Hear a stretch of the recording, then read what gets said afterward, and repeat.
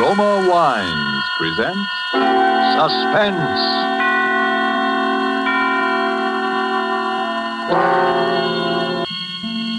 This is the Man in Black to introduce this weekly half hour of Suspense. Tonight from Hollywood, Roma Wines bring you Joseph Cotten in a suspense play called Sneak Preview, which tells of a rather remarkable adventure experienced by that noted director of screen thrillers, Frank Henderson. And so, with Mr. Henderson's by far stranger-than-fiction story, as related and enacted by Joseph Cotten, we again hope to keep you in suspense. Go ahead, please, Mr. Henderson. This all began, you say, 2 weeks ago? Yes, that's right. I just finished the final cutting and dubbing on my newest picture, Escape to Destiny. I think you'll like it, by the way. Lou Ellis says... Yes, go on. Well, I took the film east with me, and the first day I got there, we ran it in the projection room for a few of the boys in the New York office. They seemed to like it pretty well. Ruth, now that it's all over, and we're safe... Yes? Well, there's one thing that still worries me. What's that? It's... Ruth, will you marry me? Darling, that's the one thing I've known the answer to from the very beginning.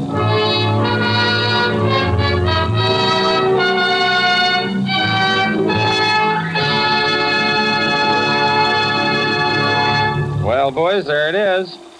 Frank, it is but terrific. It's the best picture you've ever made. Oh, it's great. Hitchcock will absolutely quit. No kidding, you really think so? I do, Frank, honestly. I think it even tops Perilous Journey. Definitely. And it's solid box office, Frank. Solid. Well, it's all yours, boys. I can't think of anything more to do to it. We might lighten the music a little under that scene of the wine fellas. I'll get it. Hello? Who? What does he want? Okay, put him on. Hello? Yes, this is Frank Henderson. Who? I don't think I know any Captain McNeel. Oh, well, may I ask why the chief of the Security Bureau wants to... I hope there's nothing wrong. I see. All right, I'll be there. Who was it, Frank? Somebody at police headquarters. Police headquarters? What's he want? That's what I'd like to know.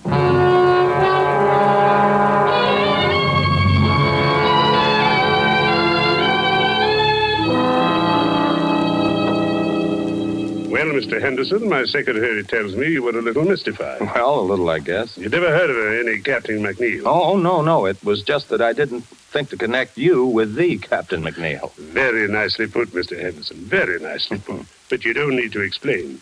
There aren't so many people as you'd think who'd ever heard of any Captain McNeel.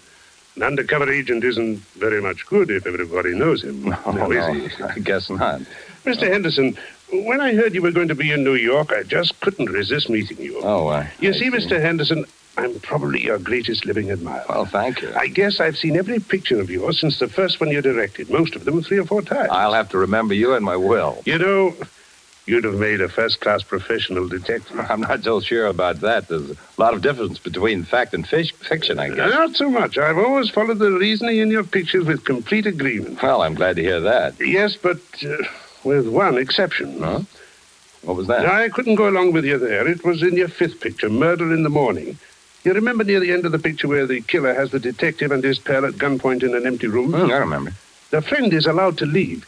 He's helpless anyway, unless... And here was the point. Unless the detective is able to get over certain vital information to the friend in the presence of the killer, but without his knowledge. You remember? Sure. And when the friend is leaving, the detective hands him his hat.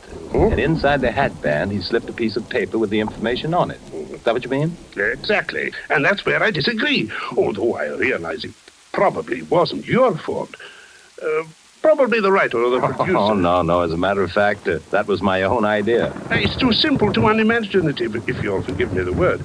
No intelligent criminal would allow a thing like that to happen right under his nose. But the way the thing was done, I thought... Even so, how is the friend to know that this paper is under his hatband? Oh, well, you see... It isn't something you're likely to notice. You don't look under your hatband every time you put on your hat. I know, but it's far too fetched. It's not true to life. It's fiction. Excuse me a moment.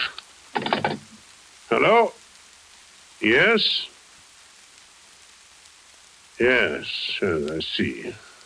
I'll be down in just a few minutes. Pardon the interruption. Oh, not at all, Captain. I really ought to be going. I've kept you too long now. Mr. Henderson, I wonder if you're interested in real crime. Real crime? Have you ever seen an actual murderer? Well, you do make me feel like an amateur now. No, to tell you the truth, I never have. Come on, then. It might give you an idea. It's down the hall. As a matter of fact, I've never seen this particular murderer myself. But you know he is a murderer? Sure. Not much like a character in one of your pictures, though. There's nothing romantic or exciting. Was he clever? Oh, yes, indeed. His career has been 20 years. There's never been enough evidence to convict him. There isn't even a photograph of him. Here we are. But if you don't know any more than that, what charge are you holding him on? Charge? You don't need any charge when you hold him here. There he is. Oh, dead. Dead, at last. How did he die? Shot in the back. We found him in Central Park. Well, there you are. Gregory Sarko.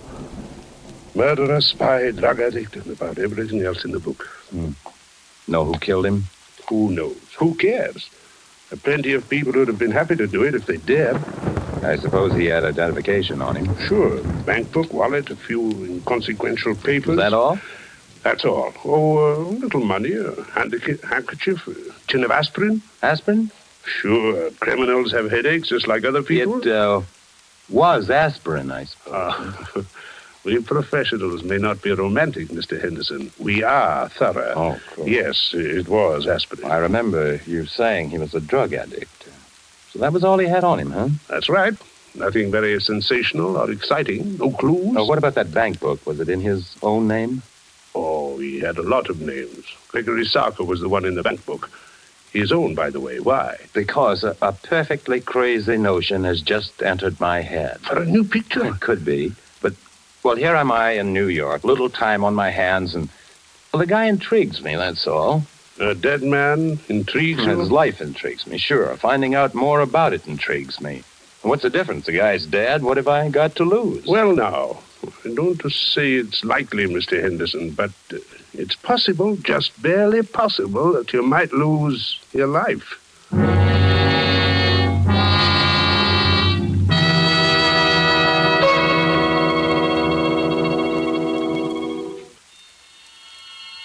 And now it is with pleasure that we bring back to our soundstage Joseph Cotten as movie director Frank Henderson and Robert L. Richards' sneak preview, a tale well calculated to keep you in suspense.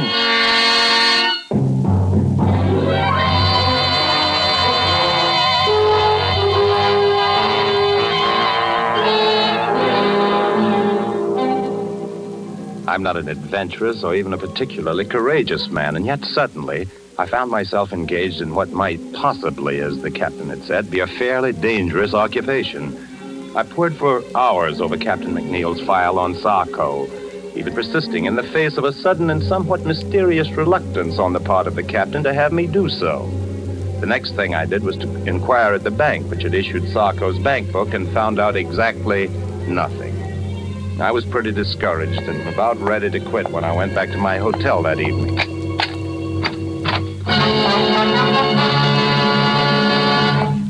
Would you mind closing the door, please? Thank you, Mr. Henderson. My name is Edwards. How do you say? What's the big idea? No, Mr. Henderson. Keep away from the telephone, please. Are you threatening me with that gun? I regret it, Mr. Henderson. I deeply regret it, but unfortunately I cannot deny it. Listen, this whole thing is ridiculous and melodramatic. Mr. Henderson, why are you so interested in Gregory Sarko? Sarko? Yes, Sarko. Just what, if you will forgive a B-picture expression, is your racket? Racket? Oh, no, Mr. Henderson. I just like to make money, that's all. Look, Mr. Edwards, or whatever your name is, if it's any of your business, and I don't see that it is, my interest in Sarko is simple curiosity. I was talking with a Captain McNeill at police headquarters. He showed me his file on Sarko. Of that much I'm quite aware, sir. Well, if you know so much, what are you doing up here acting like a suspense radio character? It may sound silly to you, but it was just that I'd never seen a murderer before, alive or dead, and when I saw Sarko's body at police headquarters, I got interested. Mr. Henderson, would you mind repeating that? I said I got interested. No, you said you actually saw the body of Sarko? Sure. What's so terrific about that? Did you see his face? Of course. What do you look like? Iron gray hair, dark eyes. Yeah. Yes. Mr. Henderson, we simply must reach an understanding. You've no idea what possibilities this opens for me. Well, I'm no mind reader. Mr. Henderson, may I have your word that you will do nothing unreasonable if I put away this gun? Okay. Thank you. I must administer my eye drops. My eyes are very bad. Perhaps you've noticed. I thought you might have a cold. No, nothing so simple, unfortunately. Congenital weakness. There we are. Now, Mr. Henderson, my interest in all this is very sordid, I'm afraid. Money, to the extent of, shall we say, $300,000. Oh, nice tidy little sum. Half of that sum could be yours, Mr. Henderson. You'll forgive me if I don't jump at such a handsome offer without knowing a little more about it. I might have realized, I suppose, that mere lucre was not paramount to one of your position. Let's leave Paramount out of this. Yes. But, Mr. Henderson, it so happens that I can put you in the way of quite a bit of rather special information about Sarko. I shall write several of them down for you here. That's just fine. Write several of what down? Names, addresses, places where you can discover what you want to know. Okay, what's the catch? Mr. Henderson, you must trust me. What do you want? I want very little. But when you've seen these people, and when what they tell you suggests that there is still more to know, come to see me. I've written that address down, too. Good night, and good hunting.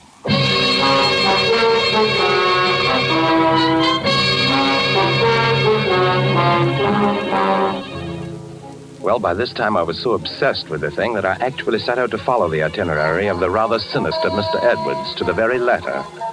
There was the man serving a life term at Sing Sing. His name was Callett.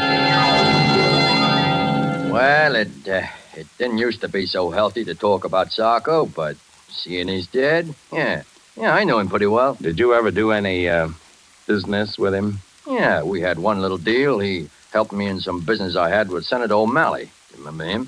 He was chairman of the Foreign Affairs Committee during the disarmament conferences after the last war. That's right, until 1927. Was that the year you and Sarko had your business with him? Oh, that's right. That was the year he was assassinated, wasn't it?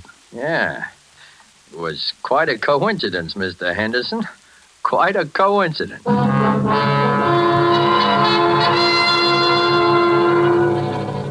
Sarko, huh? I just hope he didn't die easy. I don't think he did from the looks of him. Maybe there is some justice after all. Are you quite sure he was a drug addict? Huh. How do you think I first learned to take this stuff? At the convent?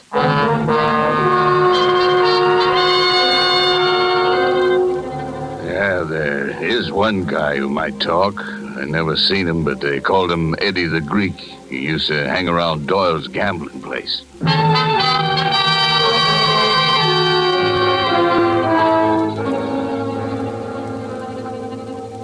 Oh, you see, Mr. Henderson, it all turned out rather well from your point of view, didn't it?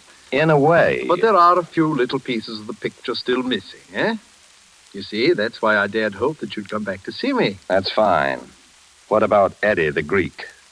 Oh, yes, Eddie the Greek. I hope it won't be too great a shock if I have the strong impression that Eddie the Greek is one of your pseudonyms, Mr. Edwards. Oh, very good, Mr. Henderson, very good indeed.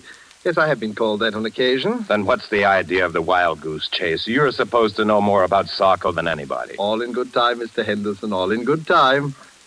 At the moment, there is a rather more pressing matter. No, is there? Oh, yes. There is the little matter of the $300,000. Look, I'm in a business where they pay pretty good dough, but nobody can earn $300,000 just overnight and be on the level. But, my dear Mr. Henderson, there is no question of earning. Okay. You tell me. Well, it's really quite simple, Mr. Henderson. With the information you possess, together with the information I possess, there is a very liberal and sensible gentleman of my acquaintance who will give us $300,000. Blackmail, huh? But what possible objection can you have to the transfer of $300,000 from the pocket of one scoundrel to the pocket of another? None, I guess, except that I just don't want to have any part of it. Oh? Not even if it meant your coming into the possession of the final, and I might say, the most sensational part of your missing information about Sarko? How do I know you can supply it? Oh, I have something here at my desk which I think you might consider sufficient proof. Oh, yes, here it is. A photograph, but before you look at the face, read the writing across the bottom, please. To my good friend Gregory Sarko from Count Orlando Montecero. He's a quite famous Spanish gentleman, except that lately he's been engaged in some really very subversive activity in South America. Another face, please. But it's Sarko. Rather, shall we say, it is the man whose body you saw at police headquarters. But are you positive? Of course I am. Would you be so good as to write a few words to that effect across the face of the picture? Why? Because I must be sure. And even on our brief acquaintance, Mr. Henderson, I know that you would not write anything above your signature that was not absolutely true. Sure, if it'll make you feel any better, it is true. Here. So, now you see it, Mr. Henderson. You saw this body, you alone, except for one or two police officers with whom I confess it is a little difficult for me to deal. And the body is not that of Sarko.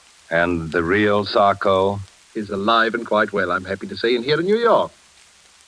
How could I meet him? Oh, you will meet him, Mr. Henderson, when he pays us the $300,000.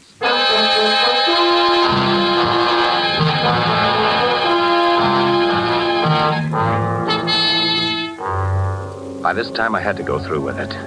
I could see the whole thing on film. What a thriller. I left everything in the hands of Mr. Edwards. A meeting was arranged, a hotel room, the hour 8:30. And there we waited for the man I'd traced all over the underworld of New York. The murderer, spy, dope peddler, Gregory Sarko. Not nervous, are you, Mr. Henderson? Aren't you? A little. Yes, I must confess. Our visitor this evening is not what you might call an easygoing man. But we will not be murdered. No, we will not even be followed, at least not successfully. Where do you go from here? To my little apartment where you met me. It's the safest place in all New York. You don't mind if I catch up on my notes while we wait?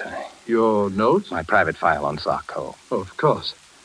You know, Mr. Henderson, sometimes I fear that you might think that I've not been quite as candid with you in this matter as I might. Well, there are one or two little things, aren't there? Your own connection with Sarko, for instance. Naturally, but I honestly believe that once you just... Will you stand by the door, please, Mr. Henderson? Open it when I give you the word. Do you have to point that gun? But there will be no shooting. This gun is just in case. You may open the door now, Mr. Henderson. Come in. Good evening, gentlemen. Captain McNeill. Surprised to see me? Naturally he is. When an appointment has been carefully arranged for Mr. Henderson to meet the arch-criminal Sarko, and when that arch-criminal turns out to be none other than the illustrious Captain McNeill, naturally. Oh, I sort of wondered how you managed to get yourself a part in this little drama, Mr. Henderson.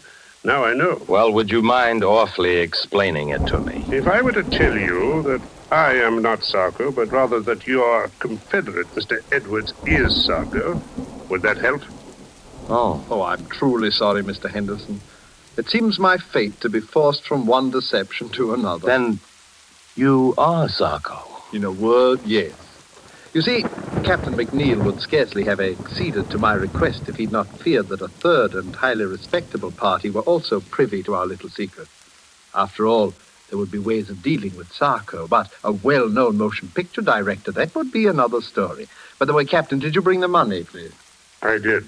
How convenient to deal with a police officer who also happens to have a large private fortune. Don't you want to count it? Oh, I can see it's close enough. Listen, Mr. Edwards. If you think you're going to get me to play cat's paw for you, you are... Mr. Henderson, you forget that I have your signature on the photograph of that man whom the good Captain McNeill mistakenly killed. You see where you fit into the picture now, Mr. Henderson?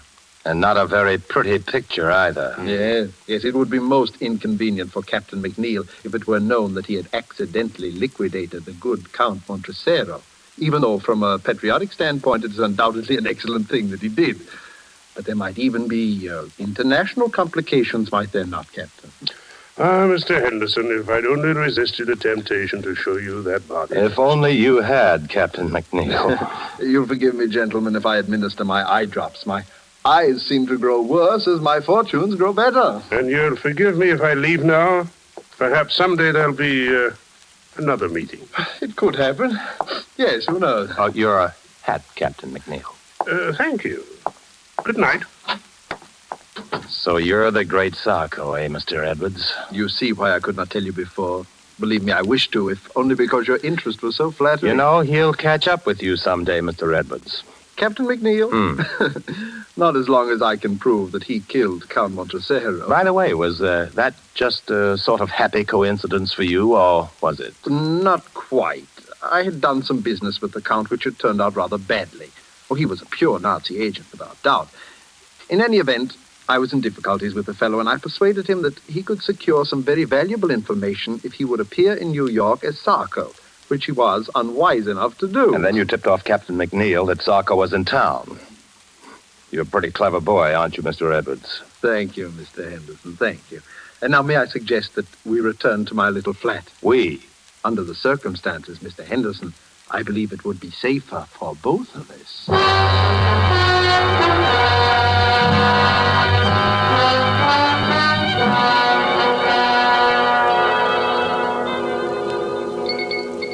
Do you like your drink, Mr. Henderson? Oh, it's very good, thanks. Mr. Edwards, I do wish you'd put that gun away. Oh, yes, the gun. Mr. Henderson, I've been trying to think of a way out of this dilemma all evening. I would have liked to spare you this last little deception. What little deception? I'm going to have to kill you. Oh. I am sincerely sorry. You've been a most pleasant companion, but knowing as much about me as you do, May I finish my drink, please? Oh, but certainly. And now, if you'll excuse me for a moment, my eye drops are in my coat in the hall. Oh, by the way, it's useless to try to escape, Mr. Henderson. This is the only way out, and the windows are barred with steel shutters. Thank you for the information. Edwards!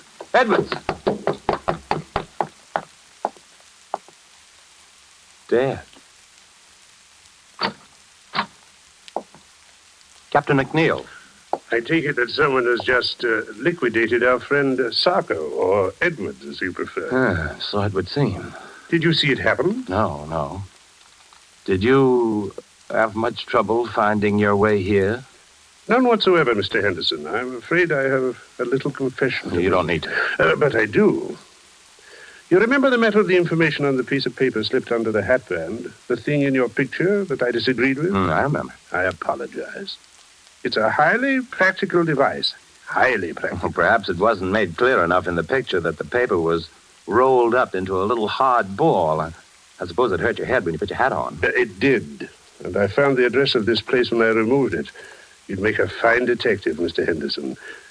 By the way, how much have you known? You know, I'm kind of surprised myself. Quite a lot, as a matter of fact. You knew about the body I showed you? Well, I was pretty sure it wasn't Sarko, a drug addict who takes the precaution of carrying aspirin for his headaches, would certainly carry his favorite drug, too. I used that in a picture once myself. Don't you remember the Blue Canary? So you did now. So you did. I should have remembered. And I suspected Edwards because of the eye drops. There was nothing the matter with his eyes. His particular brand of drug works on any mucous membrane, including the eyes. Mr. Henderson, you're all right. And just what are your immediate plans? Well, I'd kind of like to get out of here. Now, what about the money and the photograph? Don't let it worry you. The money and the photograph are safe. I kind of thought so. And I suppose we can safely leave to the regular police force the question of who killed Sarko. I think we can. If I knew who, I'd sort of like to thank him. He did save my life, you know. And if he knew you, I'm sure he'd want to thank you as well, because, in a way, you also saved his life.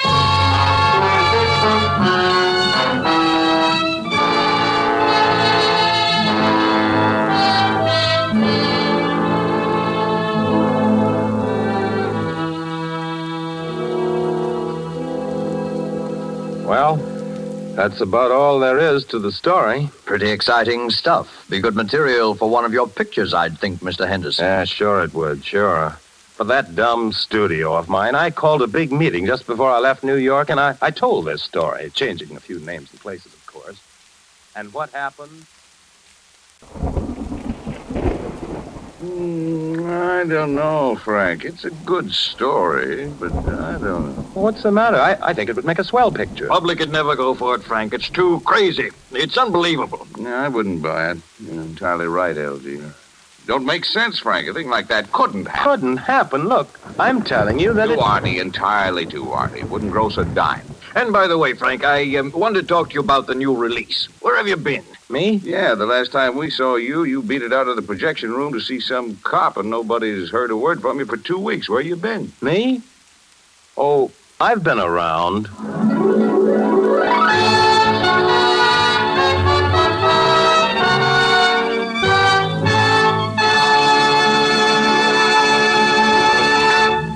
And so closes Sneak Preview, starring Joseph Cotten, tonight's tale of Suspense. Joseph Cotten, star of the Lockheed America Ceiling Unlimited, appeared by courtesy of David O. Selznick, and will soon be seen in the all-star Selznick production, Since You Went Away. This is Joseph Cotten. It's a great pleasure to join forces with this really excellent company whose business and pleasure it is each week to keep you in suspense. I know you'll want to be listening next week, as I will, when Sonny Tufts will be your star. Suspense is produced and directed by William Spear. Next Thursday, same time, you will hear Sonny Tufts in Suspense. Presented by Roma Wines. Made in California for enjoyment throughout the world.